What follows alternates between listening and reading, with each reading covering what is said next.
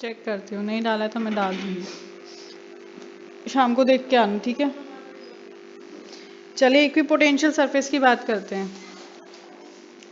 What's equipotential surface? बताइए क्या होता है इक्विपोटेंशियल सरफेस?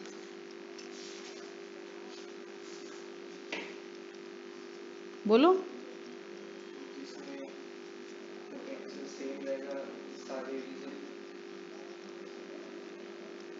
हाँ जी, इक्विपोटेंशियल सरफेस क्या हो जाएगा भाई? कोई भी सरफेस जहाँ पे हर पॉइंट के लिए आपके पास में एवरी पॉइंट आपके पास में पोटेंशियल क्या रहे, आपके पास में सेम रहे। क्या रहे आपके पास में? सेम रहे हमारे पास में। कोई भी ऐसी सरफेस आपके पास में, any surface that has same electrostatic potential, same electrostatic potential at every point. कहता है भाई अभी पॉइंट पे आपके पास में, पॉइंट कहीं पे भी ले लो आपके पास में, हर पॉइंट पे आपके पास में पोटेंशियल क्या मिलेगा आपके पास में? सेम मिलेगा। पोटेंशियल क्या मिलेगा आपके पास में? सेम मिलेगा। तो हम उसे कहेंगे इक्वी पोटेंशियल सरफेस। क्या कहेंगे? Equi potential surface. ठीक है, आप क्या कह रहे हैं, कौन सा वाला करके आए? पॉइंट चार्ज के लिए, ठीक है। तो जब हम किसी एक पॉइंट के लिए पोटेंशियल निकालते हैं, क्या होता है एक्सप्रेशन? बोलो।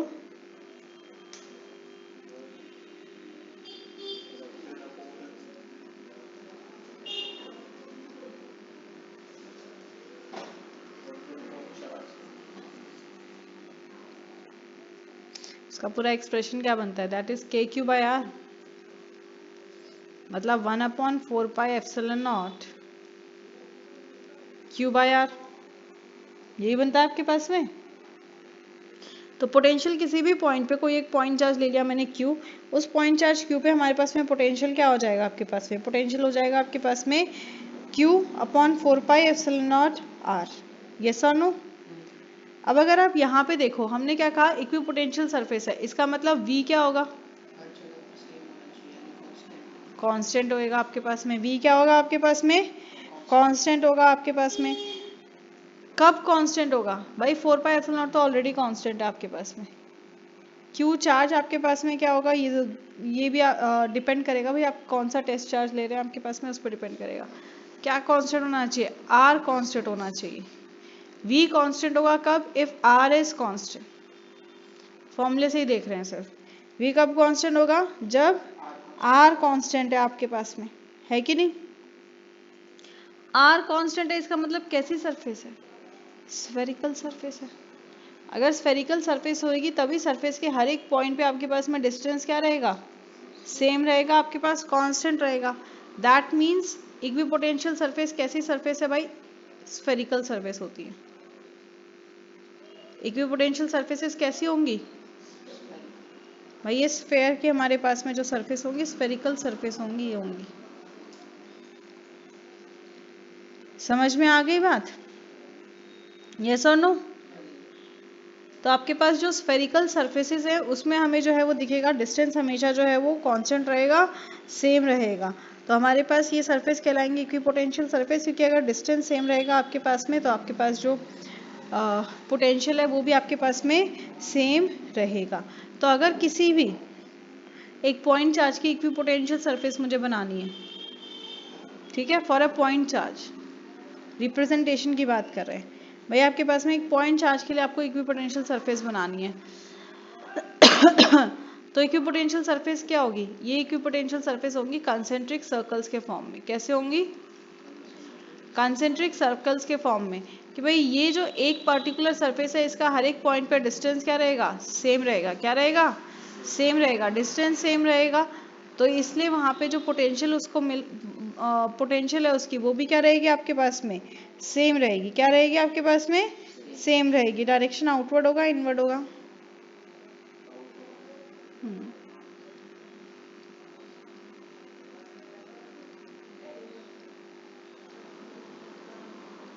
समझ में आ गई बात?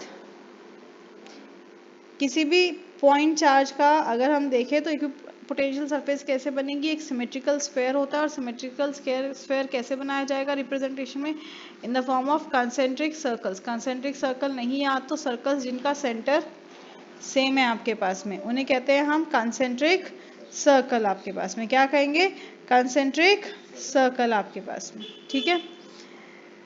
तो हमें जो है वो पढ़ना है आपके पास में दो तरह का, एक तो स्फेरिकल का पढ़ना है और एक सिलेंड्रिकल पढ़ना है आपके पास में। स्फेरिकल इस तरह से होता है, सिलेंड्रिकल हम आगे देखेंगे, पर यहाँ से पहले से कुछ कैरेक्टरिस्टिक्स की बात कर लेते हैं। हमारे पास कैरेक्टरिस्टिक्स, जो इक्विपोटेंशियल सरफेस है उसकी अपनी अलग अलग जो प्रॉपर्टीज है, उनकी कैरेक्टरिस्टिक्स है, उनको देखें। सबसे पहले तो ये क्या है, कंसेंट्रिक सर्कल्स बन रहे हैं जो कभी एक दूसरे पे इंटरसेक्ट नहीं कर रहे आपके पास में। तो सबसे पहली चीज यही है कि जो इक्विपोटेंशियल सरफेस है आपके पास में वो इंटरसेक्ट नहीं करते, they won't intersect. Again same चीज आपके पास में जो हम पहले फील्ड लाइंस में करते थे, मैग्नेटिक फील्ड लाइंस में, कि क्यों नहीं करते हैं भाई, अगर किसी भी पॉइंट पे ये इंटरसेक्ट करेंगे तो इस पॉइंट पे दो डायरेक्शन हो जाएंगे, एक ये और एक ये, जो कि पॉसिबल नहीं है। इस कारण से कभी भी कोई इक्विपोटेंशियल सरफेस आपके पास में इंटरसेक्ट नहीं करेंगे। दूसरा क्या होता है आपके पास में, इक्विपोटेंशियल सरफेस हमेशा क्लोज स्पेस में होंगे and with a very strong field.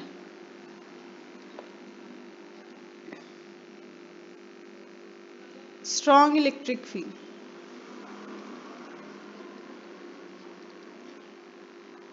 भाई क्लोजली स्पेस्ड है आपके पास, दैट मीन्स क्या है, स्ट्रॉन्ग इलेक्ट्रिक फील्ड है। अगर मान लो वाइडली आपके पास में इनके बीच का डिस्टेंस बहुत ज़्यादा है आपके पास में, तो इसका मतलब कैसी है, वीक इलेक्ट्रिक फील्ड, ठीक है। जैसे मैंने एक और इसका बना दिया, अब मैं बोलूँ किस इक्विपोटेंशियल सरफेस में आपके पास में जो इलेक्ट्रिक फील्ड है वो ज़्यादा स्ट्रॉन्ग है, फर्स्ट वाले डायग्राम में, सेकेंड वाले डायग्राम में, थर्ड वाले डायग्राम में, बताओ। थर्ड तो है ही नहीं, पहले फर्स्ट और सेकेंड में बता दो। सेकेंड वाले में, क्योंकि वो क्लोजली स्पेस्ड है आपके पास में। अगर आपके पास इलेक्ट्रिक फील्ड ज़्यादा स्ट्रॉन्ग है तो क्लोजली स्पेस्ड है आपके पास में, इलेक्ट्रिक फील्ड आपके पास में कम स्ट्रॉन्ग है तो आपके पास में वो लूजली मतलब वाइडली स्पेस्ड होगा। समझ में आ गई बात। और किसी भी सरफेस से आपके पास अगर आप इक्विपोटेंशियल सरफेस को बनाएंगे तो वह हमेशा normal to the electric field आएगा। कैसा आएगा, हमेशा normal to the electric field आएगा आपके पास में, कि वो हमेशा परपेंडिकुलर रहेगा। नेक्स्ट, क्या इक्विपोटेंशियल सरफेस पे कोई वर्क डन होगा पार्टिकल को मूव करने में, चार्ज को मूव करने में? नहीं होगा। एंगल उनके बीच में क्या रहेगा, 90 degree.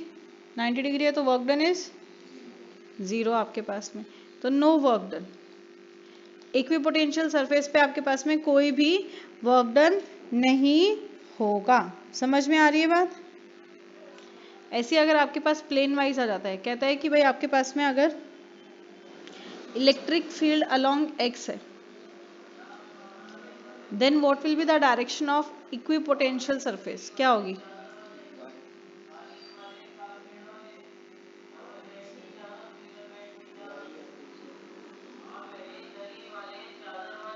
This is your equipotential surface आपके पास में, सॉरी इक्विपोटेंशियल नहीं, आपके पास में क्या है, ये इलेक्ट्रिक फील्ड है, ये इलेक्ट्रिक फील्ड है आपके पास में। तो जो हमारे पास में इक्विपोटेंशियल सरफेस है अभी बताया क्या रहती है, हमेशा नॉर्मल रहती है। अब इसके नॉर्मल क्या है आपके पास, ये पूरा प्लेन इसके नॉर्मल है कि नहीं?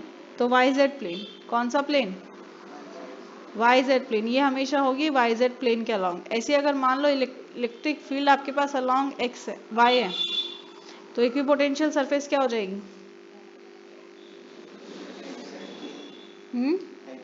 X Z plane. समझ में आ गई बात,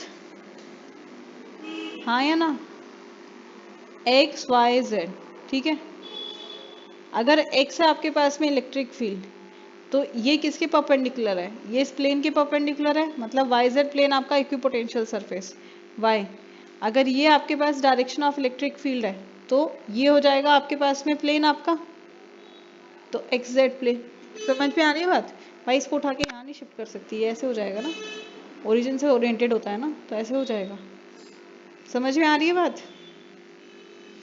तो ये कंसेप्चुअल पे है, कंसेप्चुअल पे ध्यान रखना है, कंसेप्चुअल में आता है आपके पास में, याद रहेगी बात। पक्का? बाद में सवाल पूछूंगी तब मत बोलना कि नहीं बताया था। नहीं समझ में आया?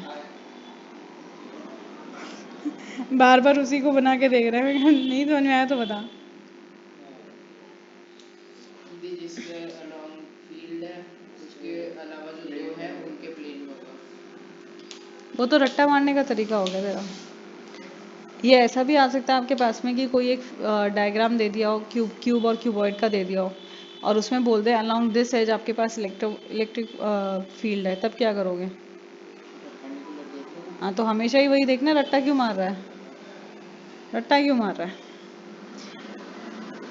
वो तो पॉइंट चार्ज की बात हो गई। अब हम बात करते हैं यूनिफॉर्म इलेक्ट्रिक फील्ड की। देखो एक यूनिफॉर्म इलेक्ट्रिक फील्ड है आपके पास। Uniform electric field parallel line से नोट की जाती है, यस और नो? और अभी बोला आपके पास इक्विपोटेंशियल सरफेस क्या है? भाई सरफेस है वो आपके पास, मतलब प्लेन की बात हो रही है, 2D की बात हो रही है आपके पास में। तो वो सरफेस क्या होगी? इसके परपेंडिकुलर होनी चाहिए, इसके नॉर्मल होनी चाहिए, यस और नो? तो सरफेस कैसी बनाई जाएगी भाई? इस तरह की जो आपके पास में अभी जो सरफेस बन रही है, या आपके पास में है इक्विपोटेंशियल सरफेस।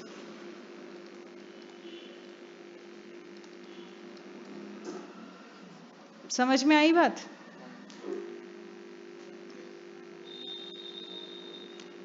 अगर आपको कहता है कि यूनिफॉर्म फील्ड आपको दे रखी है, यूनिफॉर्म इलेक्ट्रिक फील्ड, इसमें इक्विपोटेंशियल सरफेस बना के दिखाओ, तो फील्ड हमें पता है पैरेलल लाइंस होती हैं आपके पास में, तो उसके परपेंडिकुलर जो प्लेन बन रहा होगा वो हमारे पास में क्या हो जाएगा?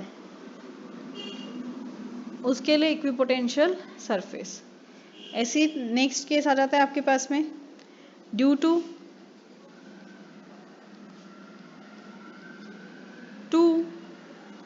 Identical positive charge.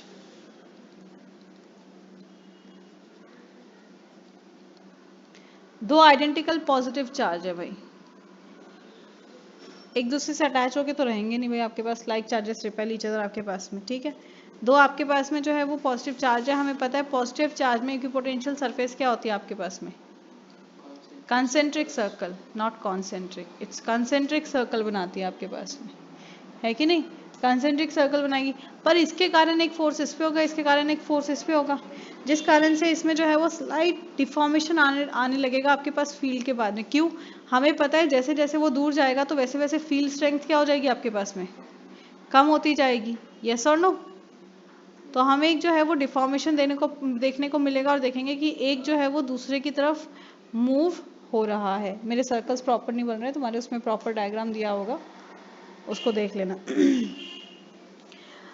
और एक पॉइंट पे ये दोनों सर्कल्स जो है वो इसके मीट कर जाएंगे, तब हमारे पास में इसकी पोटेंशियल सरफेस कैसे बनेगी?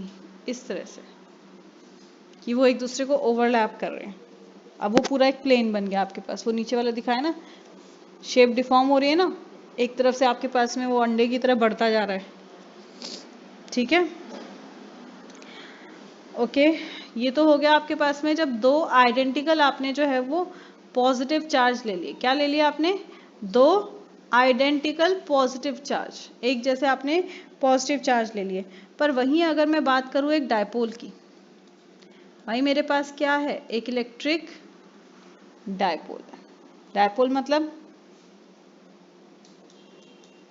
System of two charges which are opposite and equal in magnitude and opposite of each other with the distance of 2a. Two opposite charges of same magnitude हमारे पास जब एक स्मॉल डिस्टेंस पर रखे जाते हैं उसे कहते हैं डायपोल। आई थिंक 5th या 6th टाइम हो रहा है जो मैं ये बता रही हूँ। भाई कहीं तो प्रॉपर डेफिनेशन याद कर लो, ये तुम्हारे लिए ज़रूरी है। मतलब एक प्लस है और एक माइनस है, एक प्लस चार्ज है और एक आपके पास में क्या है? माइनस चार्ज है भाई, अलॉन्ग एन एक्सेस इसका देखते हैं। तो भाई आपके पास में इसके कारण, चार्ज के कारण क्या होगा आपके पास में? This will be concentric circles, yes or no?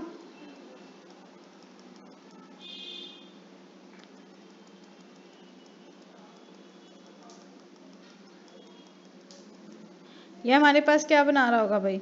ये हमारे पास में कंसेंट्रिक सर्कल, ये क्या है? ये इस चार्ज की इक्विपोटेंशियल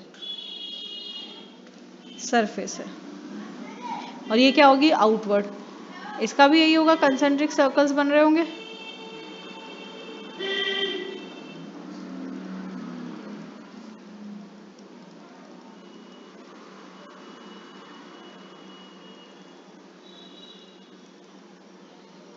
इस तरह से बन रहे होंगे कंसेंट्रिक सर्कल्स, ये इसकी equipotential surface.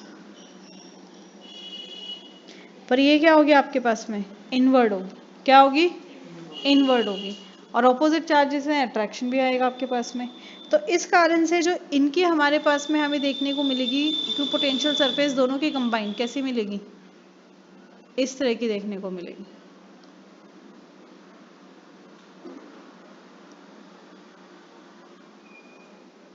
Non uniform electric field है ऐसा। ठीक है, इस तरह से देखने को मिलेगी, और इसका डायरेक्शन क्या आएगा इनवर्ड।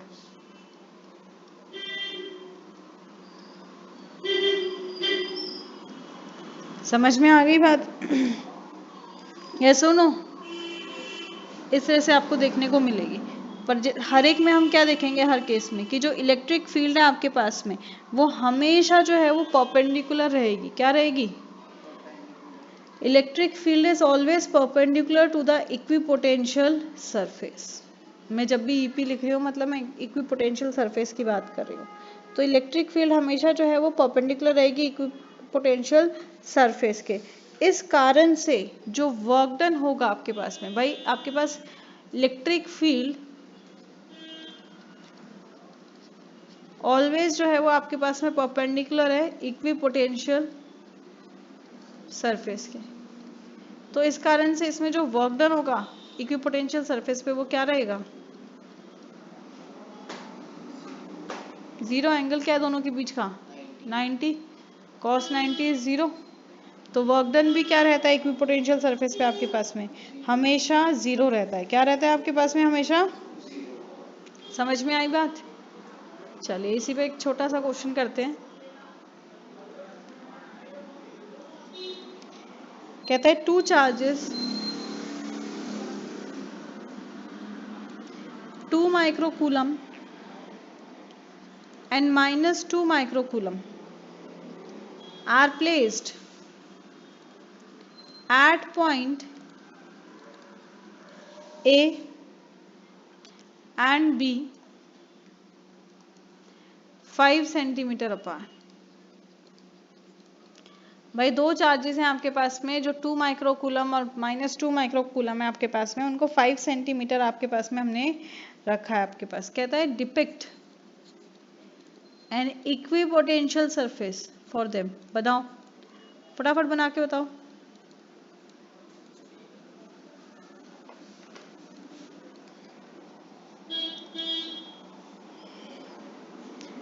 बना के भी बताओ और उसका एक्सप्रेशन भी बताओ भाई क्या होगी, फटाफट।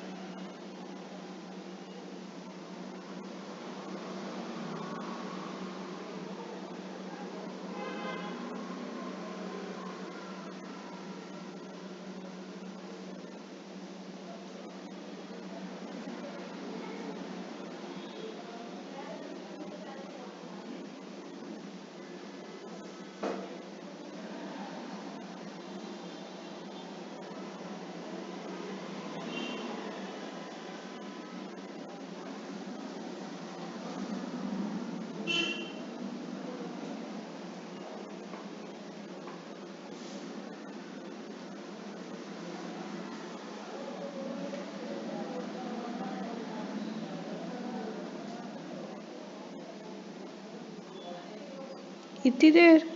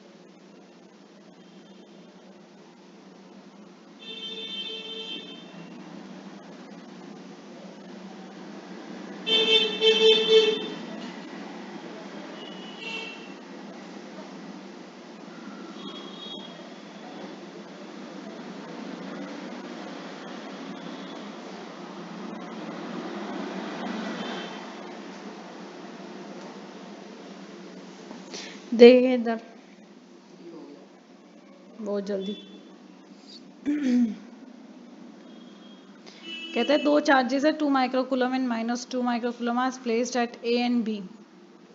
भाई ए और बी पे रखे हैं, ए ले लेते हैं इसको, बी ले लेते हैं इसको, तो इट्स 2 माइक्रोकूलम, इट्स -2 माइक्रोकूलम आपके पास में। इक्विपोटेंशियल सरफेस है मतलब सेम रहेगा हमेशा, ये डायपोल की सिचुएशन दे रखी है तो दिस बिकम्स दिस 5 सेंटीमीटर। क्या हो गया आपके पास में 5 सेंटीमीटर आपके पास।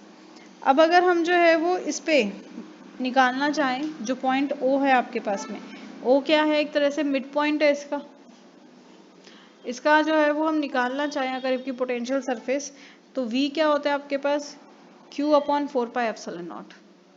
तो दोनों का ये हो जाएगा आपके पास VA प्लस VB का सम, मतलब जो A के कारण O पे लग रहा है और जो B के कारण लग रहा है उन दोनों का सम, ये हो जाएगा आपके पास में q/4πε0 R1 plus q/4πε0 R2। R1 है, ये R2 है आपके पास, ठीक है। अब ये R1 क्या होगा, R1 हो जाएगा 5/2, और ये क्या दिया हुआ है सेंटीमीटर में दिया हुआ है, किस में दिया हुआ है सेंटीमीटर में, तो इसको मीटर में कन्वर्ट करेंगे तो इंटू 10⁻², मतलब 2.5 इंटू 10⁻²। q/4πε0 को मैं बाहर ले रही हूँ, 1/R1 प्लस 1/R2 आ गया आपके पास। अब अगर आप वैल्यूज को पुट करते हो, आप क्या कर रहे हैं भाई, वैल्यूज को पुट कर रहे हैं, तो Q तो आपके पास है 2 माइक्रोकूलम है, माइक्रो है आपके पास, माइक्रोकूलम है तो इसको क्या कर कूलम में चेंज करेंगे, किससे मल्टीप्लाई करेंगे 10⁻⁻6 अपॉन 4πε0 को अभी यही रहने देते हैं। अब जरा थोड़ा सा ध्यान से गौर फरमाओ, जब आप A के कारण निकाल रहे हो इट्स प्लस Q, जब आप B के कारण निकालोगे तो क्या हो जाएगा -Q, मतलब जब मैंने Q बाहर लिया तो यहाँ क्या आएगा माइनस, तो दिस विल बी 1/R1 कितना है 2.5 इंटू 10⁻², माइनस 1/2.5 इंटू 10⁻², ये दोनों माइनस होके क्या आ जाएगा 0। इक्विपोटेंशियल सरफेस क्या आ गया आपके पास में, समझ में आ गई बात, क्या किया था V1 निकाल रहा था, फिर V2 निकाल रहा था। क्यों इतना लंबा टाइम क्यों खराब कर रहे हो।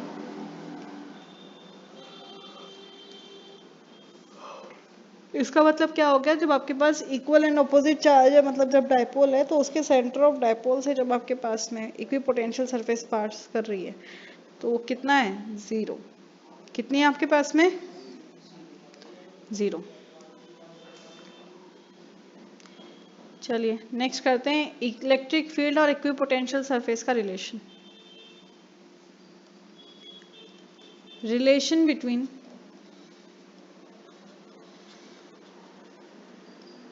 इलेक्ट्रिक फील्ड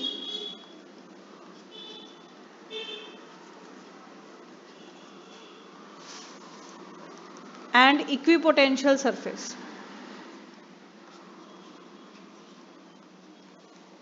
क्या कर रहे हैं, इलेक्ट्रिक फील्ड और इक्विपोटेंशियल सरफेस के बीच का हम जो है वो रिलेशन कर रहे हैं भाई, ये आपस में कैसे रिलेटेड है आपके पास। तो इलेक्ट्रिक फील्ड के किसके कारण होगी भाई, एक चार्ज के कारण।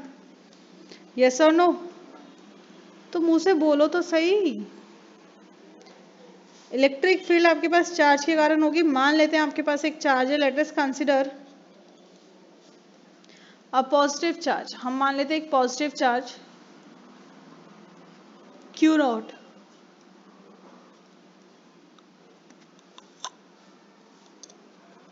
मूव्स अ डिस्टेंस, जिसने कि एक अपना एक स्मॉल डिस्टेंस ds एक इक्विपोटेंशियल सरफेस से दूसरे में किया, from one equipotential surface to another.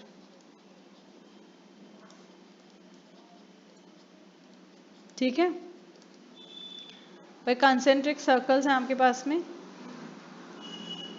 ये आपकी हो गई इक्विपोटेंशियल सरफेस। क्या हो गया आपके पास में, इक्विपोटेंशियल सरफेस। मान लेते हैं एक पॉइंट चार्ज है आपके पास में। आपके पास क्या है, एक पॉइंट चार्ज है, यहाँ पे आपके पास एक पॉजिटिव पॉइंट चार्ज है Q नॉट आपके पास में P पॉइंट पे। अब ये जो आपके पास पॉइंट चार्ज है, इसने किया स्मॉल डिस्प्लेसमेंट। इसने क्या किया, स्मॉल डिस्प्लेसमेंट, लेट ds, इसको ले लेते हैं ds, जो स्मॉल डिस्प्लेसमेंट किया। ये इन दोनों के बीच का एंगल क्या हो गया आपके पास में, थीटा। ठीक है, ये क्या हो गया आपके पास में, थीटा हमारे पास में। तो कहता है कि भाई इसने स्मॉल डिस्प्लेसमेंट किया है आपके पास में ds एक इक्विपोटेंशियल सरफेस से दूसरे इक्विपोटेंशियल सरफेस तक, मेकिंग एन एंगल थीटा। क्या बन रहा है एंगल, थीटा। और कैसे बन रहा है भाई, इलेक्ट्रिक फील्ड के डायरेक्शन में। तो with the direction of electric field,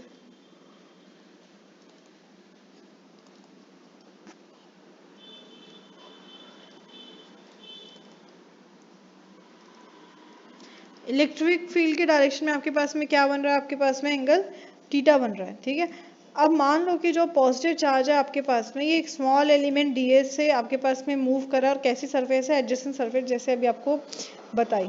तो इसमें क्या होगा हमारे पास में, कि जो वर्क डन है आपके पास इलेक्ट्रिक फील्ड में, वो क्या होता है आपके पास में, वर्क डन क्या हो जाएगा, वर्क डन हो जाएगा Q not V। Small work done निकालें इसके कारण, तो क्या हो जाएगा, Q नॉट TV। यस और नो, साइन प्लस होगा माइनस होगा,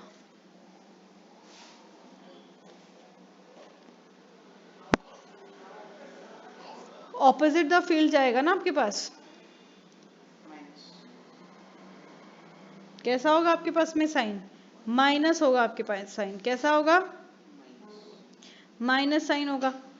भाई ये आपने निकाल लिया पोटेंशियल के टर्म्स में। साथ ही हम इलेक्ट्रिक फील्ड के टर्म्स में भी जानते हैं कि वर्क डन किसके इक्वल होता है, work done is equals to Q dot E ds। Yes और नो, टॉक की मदद से निकाला था ना, वर्क डन क्या आ गया था, Q डॉट E ds। आपके पास में डॉट को हटा के लिखेंगे तो ये हो जाएगा Q E cos theta ds। ये सुन लो,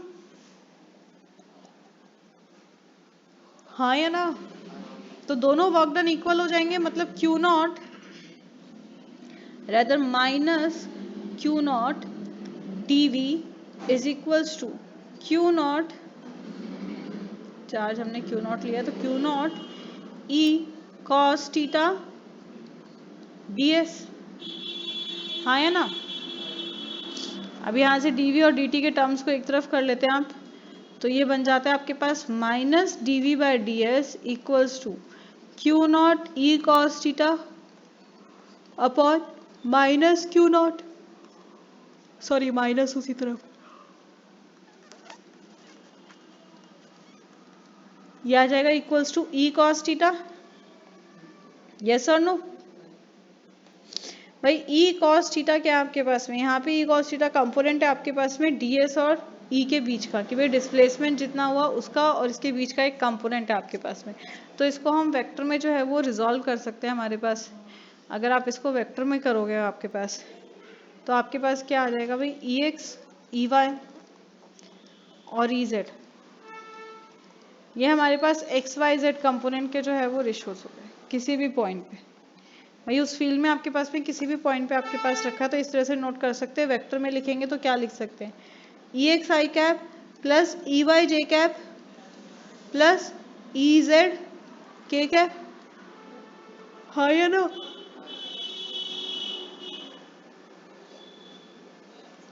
और यहाँ से ई क्या आ गया, यहाँ से ई आ गया आपके पास में minus D we by D S. मतलब मैं क्या लिख सकती हूँ, मैं लिख सकती हूँ भाई ई एक्स क्या होगा, minus D we by D X displacement along X. E Y क्या हो जाएगा, minus D we by D Y displacement along Y. और ई जेड क्या आ जाएगा, डी वी बाई डी से, यही आ जाएगा आपके पास में। तो अगर इसको वेक्टर में मैं लिखूं तो क्या लिख सकते हैं, ये हो जाएगा, माइनस को ले लेते पूरा बाहर, d we by D x i cap plus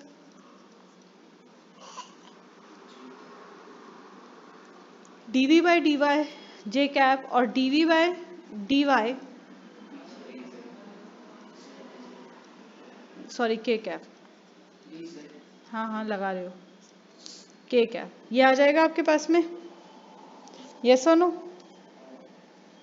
तो सिंपल सा हमारा क्या बन गया आपके पास में relation, that electric field is equals to minus of delta V by delta T. कई बार बताया ना, डी वी डी वाई का मतलब क्या है आपके पास में, जो चेंज आ रहा है आपके पास में, डेल्टा जो कंपोनेंट आपके पास में आ रहा है वही है आपके पास में, यस और नो।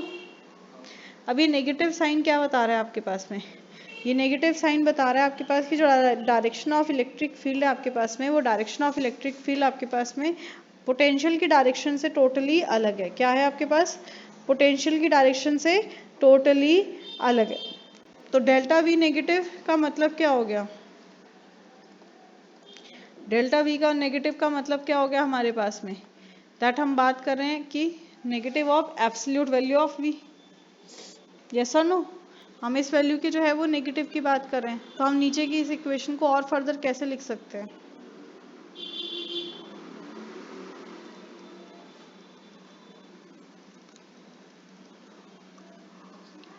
इसको कैसे लिख सकते हैं भाई, इसको लिख सकते हैं minus of delta V by delta T, जो कि हो जाएगा आपके पास में plus delta V by delta T, ठीक है, यस और नो। हाँ मॉड है वो, नहीं ऊपर क्यों, नीचे लगा दिया मैंने साथ में, माइनस माइनस प्लस हो जाएगा ना, वो स्टेप भी लिख के दिखाऊं भाई, वो भी लिख के दिखाऊं, माइनस ऑफ माइनस आ जाएगा,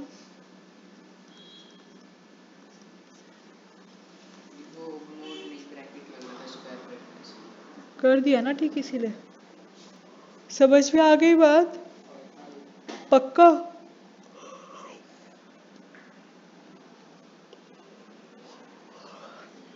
तो ये आ गया delta V by delta T, आपके पास में क्या आ गया, इलेक्ट्रिक फील्ड की इक्वेशन। वहीं पे अगर आप जो है वो इसको डिस्टेंस के टर्म्स में बताएं, मैग्नीट्यूड के टर्म्स में, तो ये हो जाता है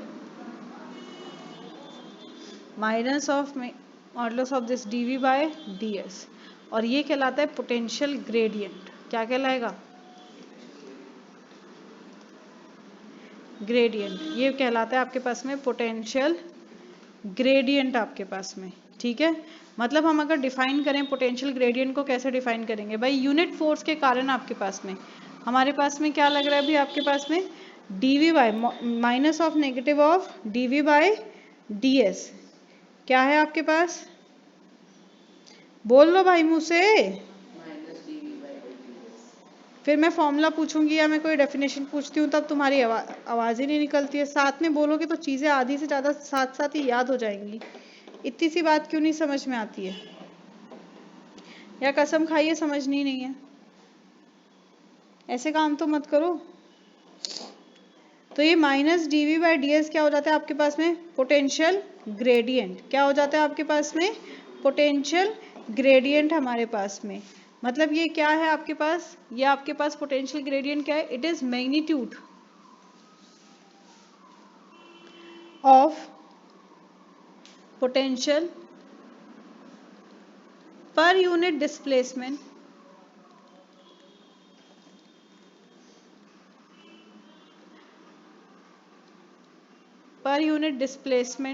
इन एन इक्विपोटेंशियल सरफेस।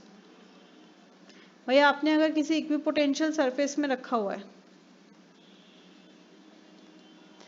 तो उसकी जो पोटेंशियल है उसके कारण आपके पास में and normal electric field,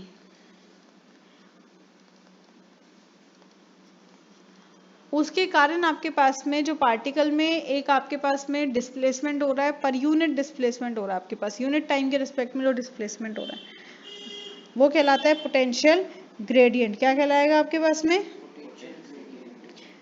potential gradient आपके पास में। ठीक है। अच्छा, दो बातें और ध्यान रखो जो असर्शन में आपके पास में काम आती हैं आपके पास में। सबसे पहली चीज क्या है आपके पास में? अगर electric field, if electric field is in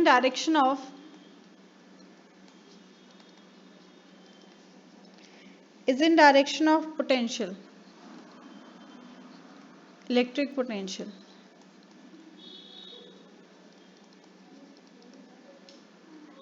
then electric potential decreases। अगर दोनों का जो है वो सेम डायरेक्शन में रहेगा हमारे पास तो पोटेंशियल क्या हो जाएगा आपके पास में?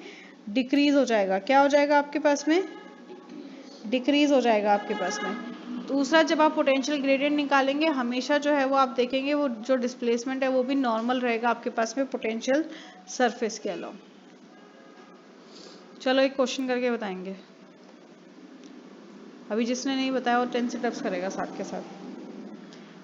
चला लो इसको, अब तो लाइट आ गई ना। A small particle carrying a negative charge of 1.6 into 10 to the power minus 19 coulomb is suspended in equilibrium। उसको हमने इक्विलिब्रियम में छोड़ दिया। between the horizontal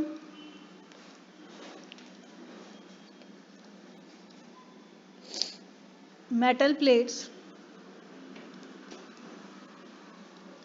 5 centimeter apart having potential difference of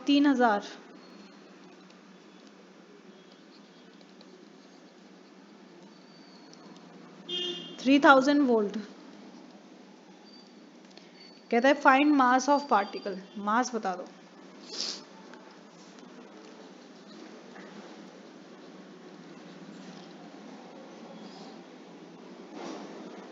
बताइए क्या करेंगे?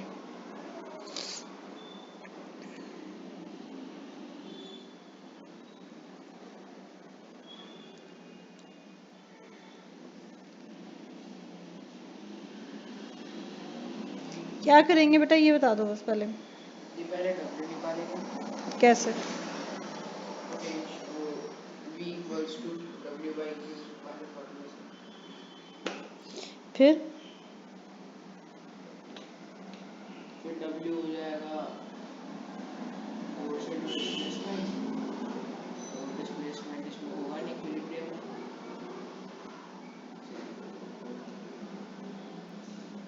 मतलब फोर्स हो जाएगा हमारा mg एंड डिस्प्लेसमेंट 5 सेंटीमीटर का है,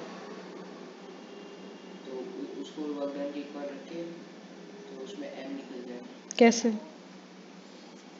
वर्क डन का क्या फॉर्मूला है भाई मास के साथ में? वर्क डन का मतलब फोर्स इनटू डिस्प्लेसमेंट होगा ना, हम्म। फोर्स निकालेंगे, फोर्स होगा m। तो भाई सीधा फोर्स से निकाल लो ना, क्यों टाइम वेस्ट कर रहे हो? सीधा फोर्स पे आ जाओ, या कान घुमा के पकड़ने में ज़्यादा मज़ा आता है? फोर्स होता है भाई मास इनटू एक्सलेशन, यहाँ पे हो जाएगा acceleration due to gravity, that is M G. इसके साथ ही ई क्या था, एफ बाई क्यू हमारे पास में, तो एक और फॉर्मूला आ जाएगा आपके पास में क्यू ई। क्या आ गया? क्यू ई, मतलब यहाँ से एम क्या बन गया, क्यू ई बाई जी। क्या बन गया? Q e by g. तो आपको क्या दिया हुआ है, small particle carrying a negative charge of this. Negative charge दे दिया, मतलब क्यू की वैल्यू क्या है, -1.6 into 10⁻⁻19 coulomb. Between horizontal plates of distance 5 centimetre. Distance कितना दे दिया आपके पास में, कितना, 5 सेंटीमीटर डिस्टेंस दे दिया आपके पास में। पर हमें क्या चाहिए, ई चाहिए, तो ई का भी हमने किया था, ई क्या था, -dv बाय ds। तो यही चीज़ लगा देते हैं, -dv कितना है 3000, ds कितना है 5 सेंटीमीटर, सेंटीमीटर को मीटर में करेंगे तो 10⁻²। तो ये हो गया 5 इंटू 10⁻²। मतलब ई कितना आ गया आपके पास में, -6 इंटू 10⁴। कई बार बोला है सिंप्लीफाई करा को। अब वैल्यूज को पुट कर दो यहाँ पे, क्यू कितना है,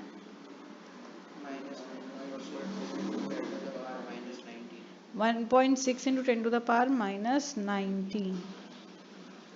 तो 1.6 इंटू 10⁻⁻19, ई हमने निकाला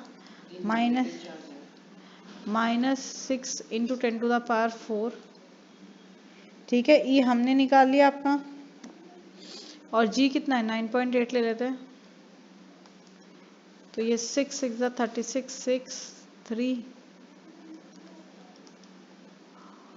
ये आ जाएगा आपके पास में -9.6 इंटू 19, -19 और +4,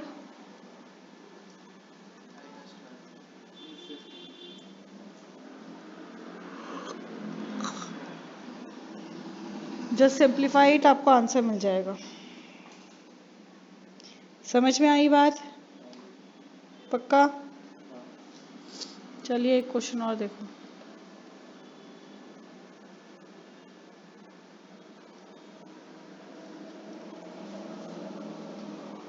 कहता है किसी भी एक फील्ड का आपके पास इलेक्ट्रिक पोटेंशियल रिप्रेजेंट हो रहा है इस इक्वेशन से, 2x + 3y - z। कहता है कि इलेक्ट्रिक फील्ड क्या होगी ये बता दो। इलेक्ट्रिक फील्ड क्या होगी ये बतानी है, बताइए।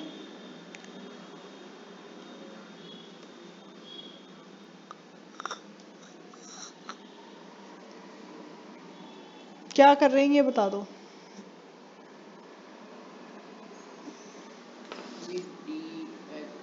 dv upon dx, dy upon dy, dz upon dt। Electric field को अगर हम निकालें इस प्लेन के फॉर्म में तो क्या होगी आपके पास में, EXI cap, this will be minus,